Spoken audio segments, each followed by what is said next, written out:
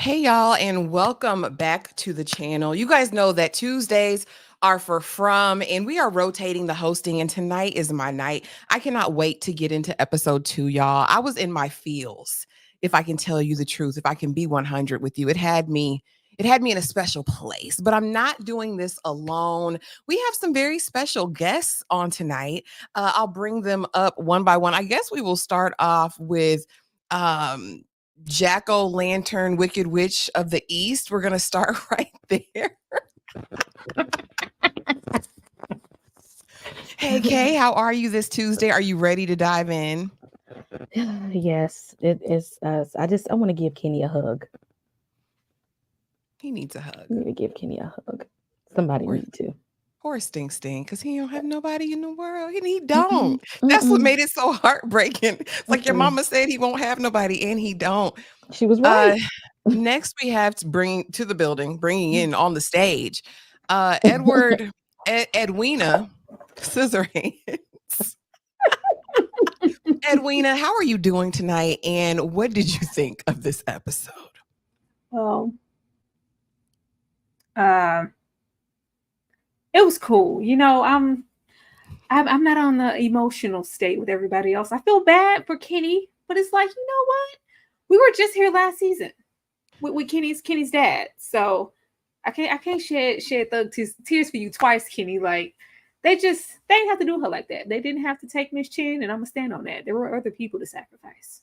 Lord have mercy. And you guys, just a heads up, if you're wondering why these two ladies are dressed up tonight, Kay is hosting I guess spooky season kickoff immediately following this live. So make sure you're there or be square. Okay. All right. Y'all, we're not gonna belabor the point. We're not going to waste any time.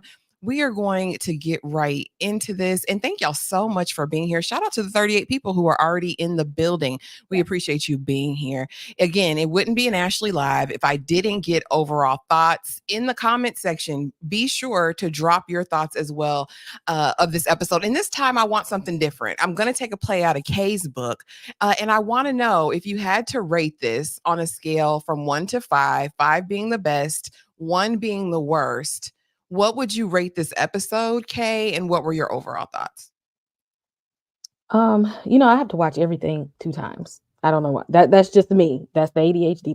Everything I watch, I have to give it like a one watch, and then I have to go back and like, okay, I've seen some of it, and I can go back and like really, really watch. So everything we review, I watch it 2 times. And the first watch, I was just like, it's all, I guess the aftermath of.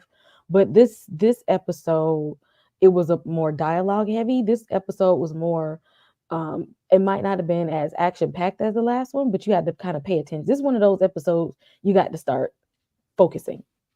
From has a lot of focus in on episodes. And, with that being said, I'm going to give it a solid 6. It was going to be about a 4, but upon second watch, I'm going to put it up to about 6 out of 10. Oh, out of 10. We was doing 5K. So is that a 3 Let out me of no, yeah, then we put it down to a 3. No, that's a 2.5. 2.5. It ain't that good. 2.5. Oh, okay. Okay, that's still F. It's still failing. Tyra. I What's definitely rate yours? this episode a 3. I really feel bad for Kenny. It makes me more concerned with the show. I want to know where they're going with it. For us to get one character, hit him with a double dose of death, back to back, that says a whole lot with the number of characters we have here. I wish it was somebody else. So, like Jim and them, yeah, we always, lose some of them.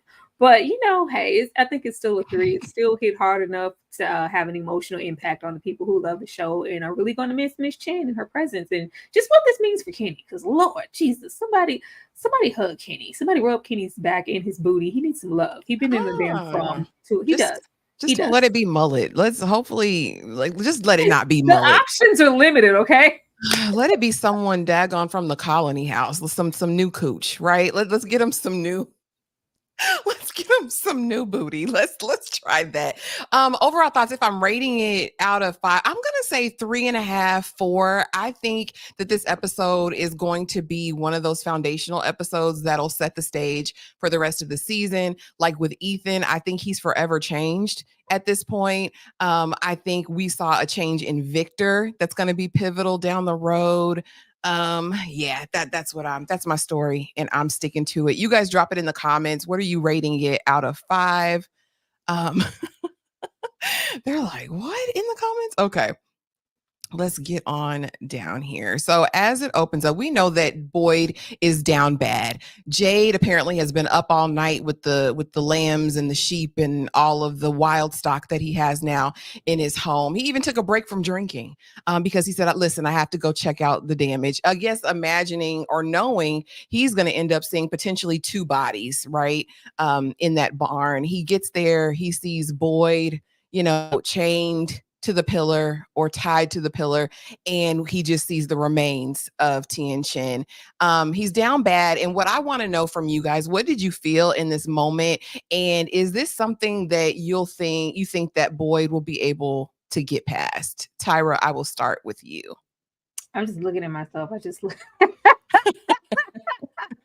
going to get worse before it gets better. I think we're going to see Boyd spiral a little bit, because there's a lot being thrown his way, and they are trying to break everyone, but they're trying to personally really break him down.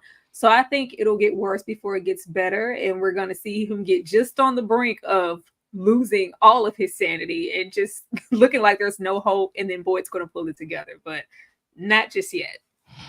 I think he already had the weight of the world on his shoulders. And I feel like now it's multiplied, because not only did I watch her get unalived and kind of left myself, you're going to be okay. You're going to be okay. You're so strong. You're so strong. That really you gave me sick. Shout out to Harold Perrineau, though, because he's going to act down every single time. But again, with the weight of the world already on his shoulders, him already feeling responsible for everything that's gone wrong in Fromville, Kay, is he going to recover? And drop it in the chat. Is Boyd going to come back from this? Is he going to snap back? It's not a matter for me of is he going to, but when. Because before he snaps back, he's going to snap completely. Is what's going to happen first. Because see, I don't like how they be trying to approach him and confront him like he caused all of this. Like he pulled up just like everybody else, and he had to take his own wife out to save these people. What we gonna get to it. We gonna get to that tomfoolery. Shout out to Dion Sherman, and shout out to the 64 people that are already in the building. Thank you for being here. Dion Sherman coming through with a $5 super chat, and we love a good super chat. And Edwina Scissorhands does most of all. In my opinion, so far this episode has been a solid 10 all the way around. I know it's only been 2 episodes so far, but the acting and writing has been A1. Yeah, the acting is definitely A1. The writing, they lost me with the livestock. Thank you, Dion. She's not getting over that. She's why did y'all? And we just got to take a moment of silence. Oh, why? Because it needs to be seen. Look at it. You need to remember this moment. Because here's my thing, right? With Boyd, and we know he's emotional. We know he's a deep feeler. the way she was only being held together by sinews and tendons, I said, sir, you cannot grip her with her rib cage open like that. It was very bothersome. It really, I really thought she was going to fall apart even more than she is. But do you guys have any last words for Tien Chen? Any things that you want to say about her character? Will she be greatly missed? Hell yeah. Who gonna cook the meals these days? I mean, not to like put that on her, but she was cooking and servicing the folks. Who's gonna run that diner? Like she was just a beacon of normalcy there. You can go into that diner and eat like those little pockets where things might feel normal there. Miss Chin represents that, taking people in. There's nobody that she's going to turn away. She has that, stock of things. She's almost the Salvation Army out here, bringing the people in and making them feel comfortable, just like Boyd and Donna. She's a part of the, not so much initiation process, but getting people through the process of what the From is and how to be comfortable in it. So now that she's missing, that's a big portion of the town just gone and lost. And then you have Kenny. You have Kenny. This is not some random. This is Kenny's mother. Kenny's other only living parent, only living connection in the from the outside world, and now she is gone. A part of Fromville in the community just really died, literally, physically, emotionally. Like this is gonna sting for some time. Yeah, she was one of those people, I think, like you said, that was really kind of like the core group. I feel like she was the glue that held a lot of people together. And we really saw it demonstrated in this episode, especially with little Ethan, because, honey, apparently they had fostered a really genuine connection. Even psychopath Sarah, there was a connection there. She was very well loved. Kay, any final words for Tien Chen? She, I can't even say she went out like a G because I don't even know if she could fight back. But we're gonna do a nice service for you. Trent King, thank you so much for the $5 super chat. We appreciate you so much. If Boyd snaps, how will anybody notice? Asking for myself. Yeah, they won't. It's too much going on they'll probably notice just because it's Boyd. Boyd is the go-to. Boyd is the staple, just like Miss Chin, just like Donna, but Boyd is the leader. So if he snaps, they're gonna notice. Now, in a sense of Boyd stays snapping off on a regular, so I can understand what they comment me. Like, Boyd, y'all know he loves the cuss word. We can't do that on the live, but y'all will take him there. I think for them to notice, it'll have to be even more irrational and louder than before. I don't know how we're going to accomplish that, but with the state of things, we're going to make it happen. Absolutely. Absolutely. Dion Sherman back again with a $2 super chat. Thank y'all. Thank y'all for the giving spirit on tonight. We will all miss Mama Chin. She was the Fromily mom. And she was. Fromily. Oh, she was. Let's keep going, you guys, because it doesn't start there. It's just getting started.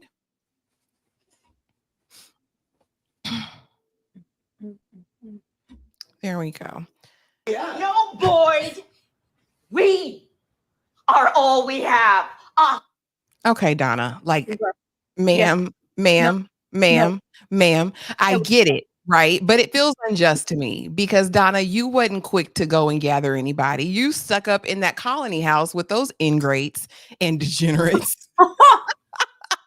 And I mean, what was he didn't know what to do. And I think in the moment, he's just thinking we're out of food. All of those rotten turnips, carrots, potatoes are done. He thinks that everybody is going to be out of food. And the next thing we know, Fromville is going to be a daggum cannibal island, is what I would have been thinking in my mind. Now, would I have made the trek all the way to the barn? No, I would have just brought the livestock right in my house. Just come on in here. It'll stink for a night. We'll figure it out in the morning. But her outrage to me, I didn't feel like it was justified. Kay, what did you think of Donna spazzing on him? And drop it in the chat, you guys. He should have cussed her slam out for that because, ma'am, what you doing? What you doing besides babysitting the hippies? Because I'm out here trying to make, what you doing? Because the last I checked, me and you arrived here. None of us are from here.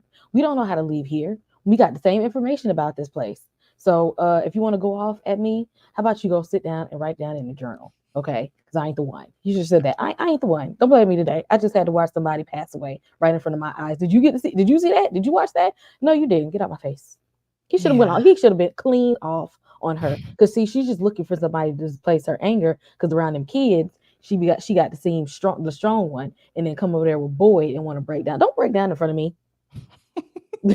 Well, here's the thing. I think they're both pillars, right? But I think Boyd is always in the midst of the action. Hindsight's always 2020, but in the moment, like for me, I'm like, Boyd, don't let Tien Chin help you because she's all Kenny has left. Put her back forcibly if need be. That should be the priority. But now that it's done, it's done. And then for him to cuss, because he did cuss, he said, "Get the F out of here." And she said, "Oh, I'm sorry. I'm sorry for trusting you and believing that we would get out of here." Exactly. She said sorry and then threw shade at the end of it.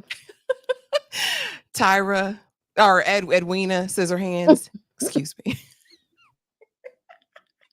Don't do Donna. Don't do Donna. I love Donna. Donna asked the questions that the people wanted to know. I am the people. Why? Why were we out there? Like, I don't care. I don't care. I don't care. Donna asked the question. I just wanted to know if they were going to skate and act like that was just such a smart decision, us being out there in the first place. No, we mentioned it in the episode for a reason. And there was a reason that me and Donna was here and she asked, why? Why? We would have found something. We always find something. Like, no, I don't want to hear under any other circumstances. Maybe if a little Ethan was out there, I could have understood because it's a kid. We don't want the kid to die. Well, some of us, because I could be all right. But we went out there for livestock. Did you see how slow him and Miss Chin was out there trying to herd that cattle? All that opportunity for death. I was not mad at Donna for acting and acting. Was she acting out of anger and being a little, misunderstanding of the situation? I don't even think she knew at that point what Boyd had experienced. All I know is Miss Chin is dead, and I need to know why. We were out there for what? For cattle? That wasn't a good enough reason to go out for me. I'm sorry. So I understood that. Was she supposed to be taking her frustrations out on Boyd? No. Boyd has put himself in this position to be well, you said, they shouldn't all be looking to Boyd. I don't know if we're going to transition into everybody kind of moving more as a unit and us all sharing this burden of trying to keep each other safe and food, but it's all on the town sheriff's back. It shouldn't be, but it is. So when something goes awry and you were at the foot of it, I want to know what happened and why she's dead. Miss Chin, the pancake comfort maker is dead. Yeah, I need some answers. Oh, man. So while chaos ensues, well, actually just the aftermath of chaos ensues in Fromville proper, in the adjacent, I don't know what quarters they're in, but on the other side, we find a cabbage patch and now there's hope before loss. This was, again, someone put it in the chat. I just saw it. Super ironic. That now I find a way out for the people. At least we know we're going to be sustained, right? Not knowing anything that's going on back at home. His only blood relation, the person that knows him better than anybody else in this world, is gone. And then there's Jim just being Jim. I really can't stand even looking at him. It just so happened that this GIF included him. So it is what it is. Now, were you guys surprised that there were alternate food supplies? I'll start with you, Edwina. I cannot with you, this Edwina. No, because this is the type of timing that the Fromville be on. You talking about irony with this food. This the irony of us going out there with Jim because we didn't want Jim's kids to, feel the sacrifice of losing two parents. And he lost both of his parents. It's irony in that, and as well as food. Mm-hmm. So everybody can have a what if. Well, if we didn't go out there, my mom would still be alive. As a matter of fact, we even found food. It just leaves room for resentment and regret and anger. We were out here for what? I found enough food to feed the colony just on forward. This is just a really unfortunate, sad situation. But I do want to know why the food supply is growing robustly there and the soil is, dead elsewhere. If this is, good grounds, we need to relocate. We need to relocate. If this is a part of the forest that the From can't touch, then we need to move around. But this could be the From playing games and being manipulative and yeah, we're going to let you get some food when you get back. Your whole life's going to be destroyed. I don't know.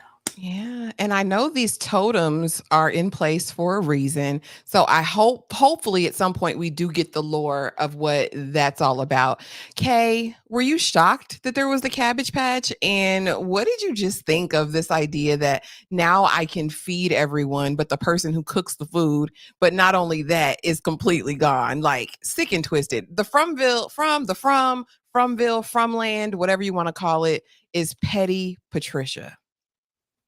Oh, absolutely. First of all, uh, they weren't even out there looking for food. They was out there trying to find that man wife. Okay, and then he go out there like, you know what? We done made it this far, but I really don't think that if she want us to go. No, duh. Okay, if she wanted y'all to go, she would have packed everybody up and said, "Let's go." You didn't be leaving that. That's why Ethan is close with everybody except for his own parents, because they'd be like, "I'll be right back. I gotta go see something. I gotta go investigate something," and neither one of them come back with any real answers. Y'all just be wandering around in the dark. And then you took Kenny. Kenny didn't even have to go with you. He didn't have to go. He could have went alone to do his Mission Impossible. Listen, when it comes to them kids and Jim, he's gonna leave them every single time. He don't give a damn about them kids. He says F them kids every day. Lord. Okay. All hope is lost, you guys. Like I said, I feel like this was a pivotal moment. Victor spazzes because Ethan's like, "Oh, where's Miss Chin? Where's Tien Chin?" And Victor's like, "Look, she's dead. People die. I told you. This isn't make-believe. I'm out of here. I can't deal with you anymore." Ethan and Julie look extremely shook. And I love this expression that we got on Victor's face right here because it emotes. This is exactly how he was feeling. And again, if the whatever, if it feeds on hope, and our most hopeful, our most innocent, our most doe-eyed person now is becoming cynical, what does that mean for the future? And will Ethan ever be the same again? Kay. I mean, at this point, it's hard to kind of keep up hope at this point because everybody's scared. People are hungry. This lady pregnant out of nowhere. They done lost the staple in the community. His mama gone. At this point, sometimes you might not need hope. You might need to be real, and they might need to be real at this point. They need to have a town hall meeting and say, like, "Look, this is what's going on right now." Instead of all that hope stuff, instead of hope, we need to be planning for what's next. Planning because this place is like what is that show? The Hunger Games, when they start messing with the arena. They messing with us right now. All the rules we thought applied are not the rules right now. They need to be let's ain't no hope right now. Let's plan. We'll definitely talk about the hope factor because we got some interesting tea on that in what we think is the real world later on in the episode. But Tyra, will Ethan ever be the same again? Or did something shift in the From? Child, do I care? It shifted. I want to give her a blanket. She needs her blanket. Like, Ethan acting like they just got there yesterday. Ethan acting like he ain't seen, parts of the world. Like he knows enough to know that there is death around the corner, all up and through the From. They're making it really significant because it was very heavy-handed this episode. Like Ethan's lost his innocence, so this definitely means something for the From and for Ethan. I don't know. Well, I'm not gonna say I don't know. It's bad when it's from. It's bad. Like when there's those beacons of light and hope. When we're taking innocence away from Ethan, taking staples away like Miss Chin. These things are put into place for a reason. I think we thought for the longest that the From was kind of moving and just slaughtering at will, like whoever's out, whoever's free. Like, no, everything I think has been very strategic. So they're doing this to Ethan and Miss Chin for a reason. She can't get the blanket. I want to get her. Like, bitch, boy, I done told you. Not the My Girl moment. Thomas J can't see without his glasses. Child, y'all know, don't nobody let Ethan hold on to somebody. They don't care about this Ethan. They more worried about Thomas than Ethan, and he ain't even there. And I really do wonder, and I know Tyra, you mentioned this in your recap review, and I did as well, which is the fact: is this loss of hope going to be tied to whether or not he gets to see the boy in white? Right. And so I'll definitely be interested to see if he has any encounters later in the season. But yeah, honey, she needs her blanket. It'll be cold without her blanket. Sam B, thank you so much for the $5 super chat. All the mothers in Fromville are gone except for Fatima, excuse me, and that's looking rough. It's looking really rough. It's looking it's looking extremely rough. With that. And all I want this one to do is get to the freaking point, Tabitha. I don't need you hemming and hawing. I don't need to go back there 3 or 4 times to have a little excerpt and segment with you. I know I'm here for a reason. I just don't know what. I don't know, I have this painting. Okay, how'd you get the lunchbox? Answer a question, answer a direct question, Tabitha, and then we can move forward. Again, this was the moment, though, where we do get some additional tea. And it wasn't this exact scene, but it was later in their interactions because we find out that Victor Mama had all the tea on the from. Okay. And she talked about people who were lost and afraid, living inside a nightmare they couldn't speak, fighting a battle they couldn't win, holding on to hope. And then when hope was gone, holding on to each other. And I want to know from you guys, first of all, what did you think of this interaction between Tabitha and Victor Daddy brother? I'm just over her. And then secondly, do you think hope has been lost in Fromville? Because it just seems like more dissent than it is community at this point for me. I'll start with you, Edwina Scissorhands. This took longer than it needed to be. I know Tabitha's doing the best she can. I told y'all with my little situation, my video, Tabitha can barely walk and chew gum at the same time. Now, look, don't be out here expecting her to just be out here making miracles. This is it just kind of felt redundant that we did all of this show and prove for about half the episode for him to go, well, yeah, if you knew you had all this in the basement, babe, we could have been down here. We're wasting time. I need them to be working in unison outside, finding hollow trees and tapping on walls, finding safe passageways. I don't know. Be out there looking for the thread because there's a connection. This isn't just out of the from. All of this stuff is working like one, big carnival. Something is off, but I mean, we'll see. We'll see where this goes, but they have yet to actually leave this house. I wouldn't know when he cut to the camera and she was asleep. I said, girl, what you doing asleep? And he had the blicky on her, and I said, I would have too, because I don't trust you, Tabby. I said, what you doing asleep, girl? We on borrowed time. I need you to get outside. But I'm glad that he did, become receptive and he believes her. But there's also a sense with Victor's dad, because that's his daddy. Like, don't play with me. I've been through enough. I've been a pariah. I've been, whatever in this community. If you're telling me my son is alive and you're not playing, this changes everything. Tabitha better not mess this up.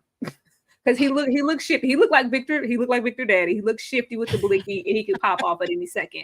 So keep it cute. And I don't need her sleeping anymore. Not only because we on borrowed time, but girl, watch your back. Wake up. I know you tired, but I need you to get up. I also thought it was super interesting when we did finally get down into the secret basement, right? Mm-hmm. That all of these paintings were so different and they all seemed like they were in different eras, right? We got some that looked like Civil War times. We had some that looked more current. It was very interesting. Kay, do you think that something down there in the basement is going to be the key for escaping Fromville, or I don't know, do you think it doesn't even matter at this point? If it is, she ain't gonna find it. It could be at this point. It could be because she can't see the forest for the trees. I feel like she got out. It's like she beat the game, but she's looking like I don't know what to do next. Like help everybody else win too. She don't. She at this point she's just like I'm out of here. I don't know how this happened. This is amazing, girl. Figure out how you got out of there and go back and get everybody else. So the clues are probably all there. Victor's younger than him dad has been stacking up stuff and he don't even know what they mean. Tabitha's got a gold mine that she's sitting on right there at this point. I don't know, Kay. I think this is a trap. Like the fact that the mother wasn't even there. She had all these visions of the from before she even got there to have these paintings. It feels like, you know, luring somebody in to care, and it's like, well, you're one of many who are, you know, chosen to free these children. But if you don't free these children, y'all just trapped here and condemned to be whatever those from things are doing to folks. I think this is all a trap. I don't believe none of this. I don't think none of this is gonna help a thing. It probably not the way she. I don't think she ain't using none of the information, because honestly, it's all connected. What did they used to say in manifest? It's all connected. Yeah, it is. It is all connected. The fact that she was able to paint these before ever making it to the from, that shows that I don't think there is a from. I think all of this is one big alley-oop. Somebody's lying. She's not out of anything. I don't think she's out of anything, actually. You guys drop it in the comments. Put a 1 if you think this is a trap. I'm curious to know. And shout out to the 113 people who are in here on a Tuesday talking from. We appreciate you being here. But drop a 1 if this is all a trap. All a trap for Tabitha here. Okay, now it's time to pay the piper. It's time to deal with everything. Now, the scene I didn't put up here, and I didn't put it up here because Jim was in it, and I was annoyed because as soon as they get back in town and they see the long faces, are my kids okay? Jim, shut up. You don't give a damn about those kids. Like, let's stop pretending. Can we tell it? Can we call a thing a thing? Can we tell the truth? Can we do that? But anyway, once we get past Jim's little feigned care and concern for his progeny, we find out that, Kenny finds out that his mama gone. Your mama gone, baby. But Boyd doesn't say immediately that I was there. I saw it. He doesn't say anything. He just lets it ride. Yeah, they got her last night. The cattle got out and she got. Okay. And so now we see Kenny on a kamikaze mission. He done went to fill up the bottles with the alcohol because he's going to blow up the tunnels because he thinks I'm taking them all out. And Boyd finally lets him know. I mean, after more than half of the episode has passed, I was there, but I couldn't do anything. And honestly, I expected a more, I guess, angry response from Kenny. But we completely just saw him utterly and completely just break down. Why would you put this? Because you need to see it. You need to see it. You need to remember it. Because again, we know Boyd had remembered those last words. And in a nutshell, it was like, take care of him. Now he has no one. And baby, he don't have anyone. Kay, I want to start with you. Talk to me about Kenny's kamikaze mission and Boyd saying, I'm gonna go with you. I'll do it. But if we do it, we might not come back. And his grief and his mourning. Did you expect that response at that moment from Kenny? I knew they weren't going to do nothing right now. Kenny is grief. He's fragile. Boyd is still fragile because he had to watch the boy's mom die in the worst way. Like, she didn't just die; she was ripped apart and cast and she died a slow death. Okay, while he was out there with Jim doing nothing. Okay, looking for somebody who's not trying to be found at this point. Looking for somebody who's still alive, child. And that was too much for Kenny. It was a lot. Okay, Kenny is still processing one death, and now he has to deal with another, and they still ain't got nowhere. Yeah, still ain't got nowhere. It's like he came back and like, so my mom is gone, and y'all ain't got no answers. No, and they don't. Edwina Scissorhands, what did you think of his mission? Could it work? And then how did you handle seeing the breakdown? I will say this is some superb acting here on the part of the man who's playing Kenny and Boyd. I love the embrace. It was emotive. I felt it. I shed a few tears. And y'all know I'm a triple OG. Okay. I'm not. I'm a crybaby. But I mean, so you cried? No. Yes, I cried. Oh. No, I did. I welled up with emotion. No, I was like, since we here and we pack this moonshine, let's set it on fire and see what happens. I don't feel like they've done enough to take advantage of the daytime. Like, let's see what we can make do. Set it on fire, and just since we're here, just set it on fire and let's see what happens. That's where I was. But I was glad that Boyd said something, first of all, because I thought we was going to go through yet another season of him keeping it a secret and Kenny getting upset and, you know, acting out. This is to be expected from Kenny. Once he processes, because it's not going to stop here. I think Kenny's going to blow up and it's going to be ugly. I think it's going to be real terrible, and we're going to see a Kenny that we've never seen before, because it just has to escalate. There's nowhere to go from here, but, you know, down even further beyond us just doing tears. And I don't think it's gonna be good. I think we're gonna see him spiral. Just everybody's gonna spiral. It's gonna get worse before it gets better. And just this outpour of emotion, even though it was very heartfelt, and I'm glad that Boyd was there to console him. I was like, yeah, that ain't. It's some more coming after that. It's absolutely some more. Oh, goodness gracious. And this is a perfect villain origin story. So they would be wasting a storyline if they didn't lean into that with Kenny's character. Dane C. Hey, Dane. What's going on, sir? Peace, Tyra, Ashley K. Tyra, you were wrong. Loud and wrong and strong, he says. It's not a trap. They need to set stuff for future seasons. Tabitha will come back with supplies. She coming back, Dane? She coming back. If she comes back, it's gonna be it's gonna be some type of supplies. You coming back with supplies? That Tabitha ain't rolling up. Tabitha come back with some supplies. I send you a super chat. Tabitha ain't coming back with no damn supplies. Okay. Y'all putting a little too much. Like I said, if there was a Donna out there, a Boyd, a Kenny, then we can maybe count on somebody to come back with some supplies. We ain't coming back with that. Absolutely not. No. Lord have mercy. Now we're back to baby Chucky and rotten cravings. This is disgusting and vile. But first, she finally opens up to her baby daddy, Ellis, and is like, I'm just not... I haven't eaten for 4 days. I can't keep anything down. The food is terrible. So then we go meet Dr. Nurse Crackhead, and he's looking at her sideways like, where's Mullet? AKA Christy, because I don't trust you. Are you still on the drugs? Are you still on the dope? Because around the eyes, it's looking like you might still partake. Finally, they give in. She gives Fatima an exam and is like, Fatima, this is all normal, but Fatima's losing teeth. Okay, she's losing teeth. She is having the most terrible morning sickness, and it's not normal morning sickness, y'all. It's very disgusting. And so, you know, do this, try to get some food in you, you know, and you're going to be just fine. She gets back to the ranch, AKA the colony house, and starts eating. She's sniffing around at first like a little scavenger, like Dobby the house elf. I won't let it go, because that's exactly what she reminded me of. And she's sniffing around. She's like, it smells good. Let me go to this pile of compost and let me take a bite. And it's amazing. To her eyes are rolling back in her head. She's scavenging. She's grabbing it, sticking it in her little scarf there, and then doesn't even go into secret. She goes into the little corner of the house and just proceeds to smash. This is not a human baby. This is not a normal baby. This is Alien Nation baby Chucky. Tyra, what say you?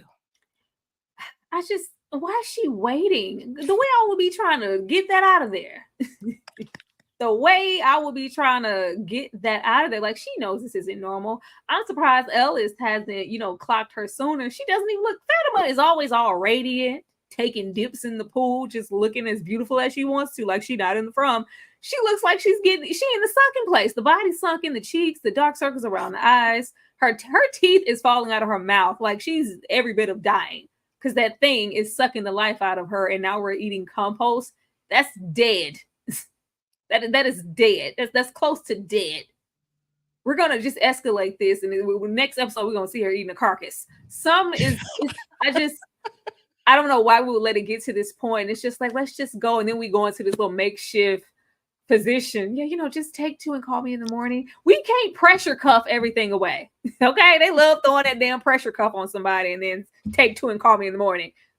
They can only do so much in there. She knows that this is unnatural. She knows more than anybody she cannot carry any children. And the from makes these things happen. If the from gave me anything, I would give it back. Okay. What say you, Kay? First of all, I wouldn't trust her either, because a homegirl do more drugs than what they do on Blink Twice. So I wouldn't trust her either. And you see how Fatima looked? The last time I seen somebody look like that was on the movie The Tommy Knockers. Guess what it was all along? Aliens. It's the xenomorph baby in there. That's what I'm telling y'all. Watch it pop out her stomach. Oh my goodness. Okay. And someone brought up a good thing, and I can't find it now because y'all are doing your big one in the chat. We appreciate you being here. Shout out to 131 people who are in the building right now. We appreciate that. But said that when Kenny was in that diner and the From started playing, it's a there's a party going on right here. Yes, petty. But that Kenny should have paid attention, and that it could have had a deeper meaning. What else could we be celebrating? Could it be Fatima's love alien demon baby? Child, I thought they were just being petty. You know, they love playing like, oh, our song playing on that little. They know stuff. Like, it's just weird. I thought they were just trying to pick at Kenny, but they do aliens is watching. They could be celebrating. No, we're having our way. Everything is falling into place that we've wanted. We got Tabitha out there thinking that she's out of the From, but we still seeing the little boy in white. I would think if we were out, we wouldn't see any semblance of. But like the lady said, my wife 40 years ago was painting these pictures of things that were in her dreams and psychedelics. Like, this is all just one big hot mess. You got Boyd falling apart slowly. Alice over here trying to protect this demon baby. Kenan and lost 2 parents. They got reason to celebrate. Y'all all going down. The From monsters got reason to celebrate. This brought me joy. And y'all know, if you've been here for any length of time, I am not a Julie fan. Can't stand her. I don't like it at all. But she cussed Jim clean out, and I was absolutely here for it. He needed to hear everything that she said, because you ain't no kind of daddy. You ain't been no daddy. Ever since you lost that young one, Thomas, you haven't been a parent. I was Ethan's mama, and I'm sick of it. Sick of your ish, okay? What she said, WTF, Jim. You're still leaving every chance you get. In this same episode, Ethan is still wandering around the From unattended. He pops up on Donna at the Colony House. He's out roaming the streets. He don't care about them kids. I don't care. And Julie let him have it, and I was here for it. Tyra, what did you think of this interaction? Somebody needs to say something. He been running around here in these From streets amok since they got there. Doing like it's beyond, a passion. I can understand the passion to want to leave and get your family out of there, but there's always like a shift on the safety and the care for these kids. But the issue is Jim wasn't in that caring space before they ever got there. Their family has already been, shaky. Weren't they supposed to be getting a divorce that first season? Mm-hmm. That was they were on shaky ground. Yeah, it's already been on shaky ground. So this is just magnifying everything that was in place before. But somebody needs to say something. We're hoping, since it was Julie, his daughter, that he'll listen and settle down. Like, it's not even like anybody's asking you to do something like protect us, Dad. Is that too much? To make sure we're okay. Stay with us. Don't leave us. We already lost Mom. Can you be there for Ethan, your son? Like, it's I understand, mourning and losing a child, but you already lost one. You want to lose 2, and your wife. Wake up. Julie went through a whole. We acting like he just left him. Like, yeah, take care of your brother. Julie was just taken down into the depths of the dungeon, had the eyes rolled back into her head with the From folks. Julie might be about to experience. Like, when are we going to revisit that? I'm hoping that we're not going to just gloss over them being taken over. Her, Randall, the little girlfriend with the split ends. Mm-hmm. We need to revisit all of those things. Like, Julie may have some internal things happening. Like, when am I going to breathe? Why are we not making sure I'm okay? Yeah. Sit down, Jim. Because we're definitely in a place that's something that they'll never go back from either. That left an indelible mark. And like that From creature told Boyd, you can save him today, but we're going to get him tomorrow. Like, it's not over. And I think they put their mark on him. Kay, was Julie right for cussing his A out? Last time I checked, she ain't had that child. That ain't her baby. So why you keep leaving me with your child? Okay, this is your kid. Because if something happened to him, you're gonna come back and be like, oh no, why you ain't watch your brother? Sir, this is not my child. The kid is not my son. How about you stay home and you pay attention to him? But you know what? You ain't gonna do that, because if his name ain't Thomas, you don't give a damn. I mean, they're living for a child that's gone. You guys, thank you so much for being here. I just want to take a quick moment while we have everybody in the building to let you guys know about a live that is happening at 9 o'clock immediately after this live or close to. Kay is hosting her spooky season kickoff tonight. The panel will be full of people. So guys, if you want to see some outfits, some cosplay, some costumes, participate in some games, be sure that you are subscribed over there to Slice of Horror so that you don't miss a thing. Yeah. Trent, by the way, thank you so much for the $5 super chat. By the way, I love how Victor's dad lied about how his wife quit doing las drogas. While carrying Victor.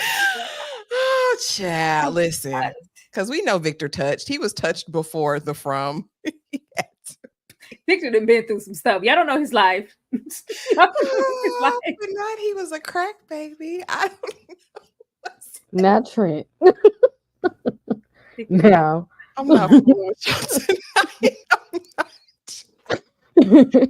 Okay, because what I'll say next is inappropriate. We're going to ease on down this road. Sarah's on a redemption chore. I'll never trust her. I'll never trust her. Yes, I did it, and I hope she burns in the hot place. I'll never forgive her. I'll never forgive her for season 1. And she tried to take out my baby, Ethan. But I want to know, she's out here delivering dresses. She's reminiscing on yesterday. She done already saved Ethan and Julie the night of the great pet escape. Can she be trusted, Kay? Can she be trusted? Or is she going to flip the switch? I told y'all I trust Sarah. Y'all the ones be hating on Sarah. Okay, she be channeling what the voices be telling her to do. I mean, sometimes it might not be right, but you can't. You got to take the good with the bad. Okay, I'm keeping Sarah around. Okay, all right, 36 Mafia. Right. I'm keeping her around. The rest of y'all ain't get. At least when she get her messages, she be trying to tell people, and she be saying, "This is what I see. This is what I heard." Some of y'all be having these dreams and visions and ain't saying nothing to nobody. So I'm here for you, Sarah. Oh goodness. One tall girl 78. It's a catch-all for me. I'm from a certain era and everybody was just a crack baby. If the mama didn't even have to be on drugs to be a crack baby. Tyra. Tyra, can Sarah be trusted? And what do you think of this redemption tour that she's on? I mean, if Sarah was gonna pop off on folks, she would have did it again already. When she initially popped off, it wasn't personally Sarah. She was taken over by the From. The moment we didn't put her in that hot box to be done up, that was all she wrote. Like, Sarah has, saved and come through in many ways as she could with her connection to the From. I think we're redeeming her to either sacrifice her in her mission to say, because we do have her kind of connecting with Julie in this episode. It's like, okay, well, when it was me that one time, y'all wanted to, put me in the box and throw me away. And what are we going to do when it's Randall, Julie, the girlfriend with the split ends, when they're running around here and the From is telling them to do things? And it's multiple people who are acting like Sarah was when she was taken over. Are you going to kill Julie? Are you going to kill Randall? Like, I think it's going to bring a whole lot of stuff into question, because there's a reason why Julie went to her. And it's like, well, you would understand. I don't want to end up like you. That's foreshadowing. She's definitely going to end up like Sarah. Oh, Lord. And we're going to see. And I the concept is interesting. Is Sarah a failed chosen one on the redemption path? What did the dad say in the basement? Didn't he say something about, most everyone else passed away? So, the way they're making it seem is that Tabitha would be the chosen one, Lord. And listen, again, I'm not going to get into it, because of all the people in all the world, why Bly? Why Bly? In all the world, you had to walk into mine. You just had to be here, huh? Had to. And this is final. They did a good job. Jade came in clutch, you guys. I told y'all Jade is a good man, Savannah. He's just different. You know what I mean? He's different.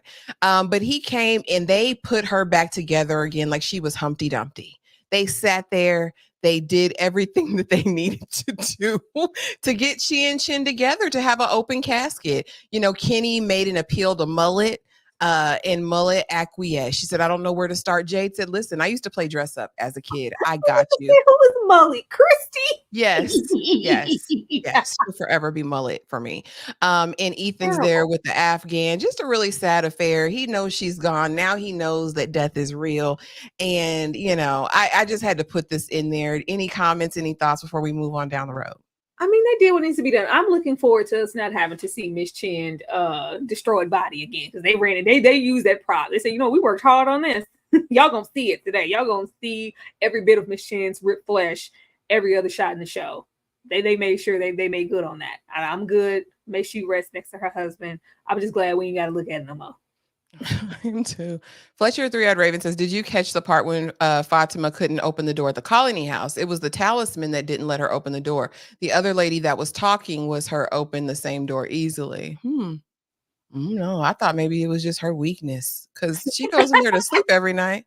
I don't know, y'all. I'm sure it's if that from thing, that baby's in there and it's from them things can't go past the talisman. She may be getting even sicker in there because she's in the house and she needs.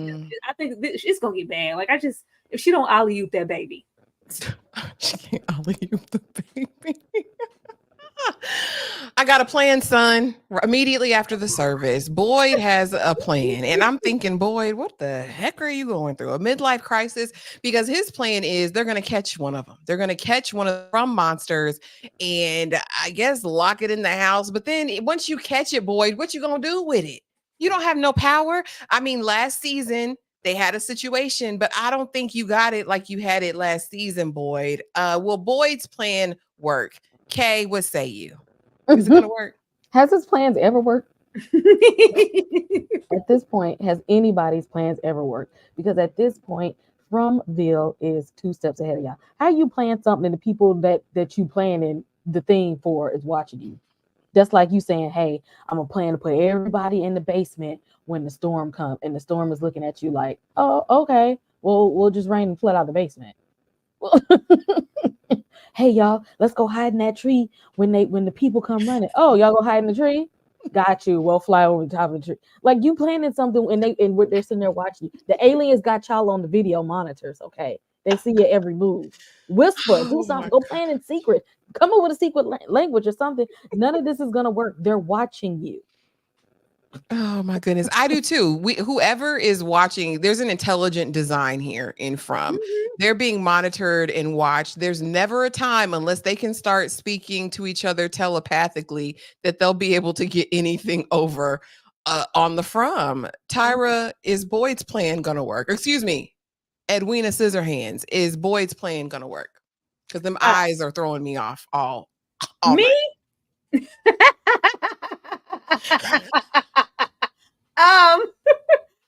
I want something, because I think there's a reason. Like, he could have went to, well, I'm not gonna say anybody, because everybody else in the town, all these people, we see some new random faces every single episode, but nobody's worth a thing or useful except for our core folks. Is he picking Ellis? That blood transfusion better come back into play. Better. That blood transfusion and the blood, and your blood is my blood, and boy, he ain't been shook, he ain't been shaken. That better come around. Like, there better be some immunity, something to where it arrives. I mean, his plans don't work per se, but it's worth a try. I mean, we tired. Are we just gonna keep letting things happen to us, or are we gonna try to do something? But in trying to do something, Boyd, let's not lose no more of our people, okay? Because if we lose some more people, then people are going to start losing faith in him, and that town is living on a prayer. Hopefully it works. A wing and a prayer, Lord. Kay. What? You know what? Oh, no. You already answered this. I'm sorry. I was just thinking about something else too. Like, I'm looking at like, you. why don't they move at some point? That, I mean, I know the things are gonna come too, but let's just try it in a different spot. At least make the creatures watching you work a little bit. Maybe let's go. Let's all move together. Let's all go. If everybody jump in the tree at one time and everybody end up in a different place, I don't know. I've been over them having to, something's popping off. We got to get all the way from the hill to the hospital to the way everybody, there will be no more separate living. Everybody will be huddled together somewhere. I would definitely go around them totems. I'm definitely going over. That's where the fresh food is. He said there might even be fish in that water. So there's a body of water. That's what they tell you the pioneers did, or the early people in the world in early prehistoric civilizations. You make your home near the flowing body of water. That's what you do. So why they don't want to build nothing from the scratch. They don't want to do that. They like the colony house. They like their houses that talk to them, and phones ring without cords and without paying a phone bill. And what I want to know, is this really Thomas? Okay, because Thomas ain't telling no lies when he talked to Jim on the phone. But is he Thomas? When he said Jim, Jim was like, "You're not Thomas." Jim, let's get serious. Tyra, who is on the phone? Is it really Thomas? And then if it is really Thomas, is Jim going to answer this phone again? Is he going to keep calling, and is Jim going to keep answering? As long as it rings, Jim's gonna answer. I don't give a damn who's on the other end. Jim gonna answer it like AT&T connected that phone with the hopes that somebody's gonna say, "Hey, Jim, follow me. I know the way out of here." Like somebody on the phone said, "Shut up, Jim. Shut up, Jim." If this is Thomas, are we dead? Because didn't Thomas die? Mm-hmm. Thomas gone. Like, are we dead? Like I swear they better not do the everybody's dead and this is purgatory. I wish they would. Jim's gonna answer the phone as long as it rings, but hey, this is Thomas. Like, okay, and what? Hang up. The way he be, I wouldn't answer that phone. Like, he's gonna answer it and listen, but I'm like, is this nothing good comes from the from? You should have learned your lesson with these phones when y'all tried to, build the little tower and get. You remember what happened with that when they called the phone last time? I wouldn't even look at that phone. I would have snatched it off the wall and smashed it.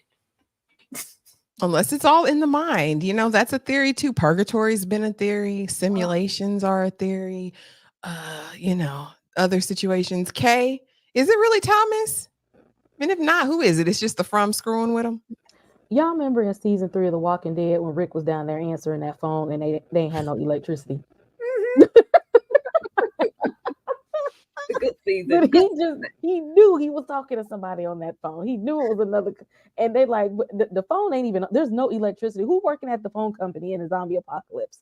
Okay, at this point, I think that they probably all in a mental hospital. Okay, and then we're gonna get at some point when the nurse is gonna say, "All right, we're here with your meds," and it's gonna transform, and everybody gonna be in hospital gowns and straight jackets because what they're doing. Because if you think that your deceased son is calling you, either you dead with him or all of y'all are hospitalized, inpatient, committed. Drive them. Everybody's just separately getting different vices to drive them crazy. I think this is Jim's like, my wife is dead now. My son is calling. I just hope he don't just start having late night conversations with the Thomas thing on the other end of that phone. Oh, goodness gracious. And then finally, predictions for episode 3, season 3, episode 3. What do y'all think is going to happen, and what's going to come of Tabitha? Tyra, I'm starting with you. What's going on? Any predictions? I would like for Tabitha and old Uncle Daddy to be out there hitting the streets. And I want them to get out of this house, for one, and really be out there trying to connect some dots and figure out something. But unfortunately, this is the from. I feel like we're going to stay in this house a little longer, talk a little longer.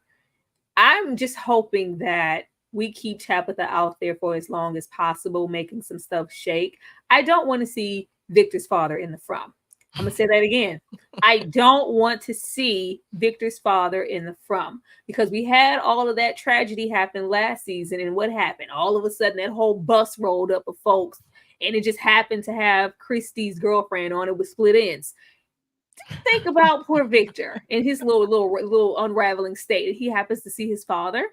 Please leave these people, like, let them really be out there with flashlights and digging holes and old school library. What's that little thing in the library where they push the button and it all go through some news articles? Let me see them horror tropes. I want to see you out there searching.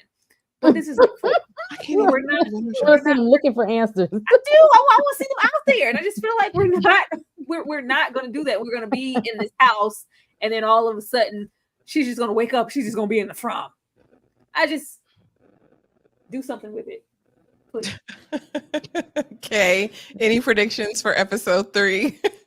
Fatima gonna be looking like Bella in Twilight even more. And I don't think people paying enough attention to her because maybe they ain't seen a pregnant person in a long time. They think this is normal. It's not normal. She shouldn't be looking like that. I don't know what the next step is with her and her baby xenomorph. I think that Tabitha's husband is going to pay attention to Ethan less because his favorite son he assumes is alive. Although ain't nobody on that phone, but the voice is in his head because at this point I'm gonna assume that he's a little bit insane. You know what, boy, if we're gonna carry out a plan, I need you to weigh the pros and the cons this time. No, Tabitha is gonna do what she's doing, and Fatima is. I'm telling you, she's gonna be eating the animal next episode. And ain't nobody gonna be paying attention because I don't know why they not looking at her enough. Like maybe you should just sit down, you and the xenomorph that's in there.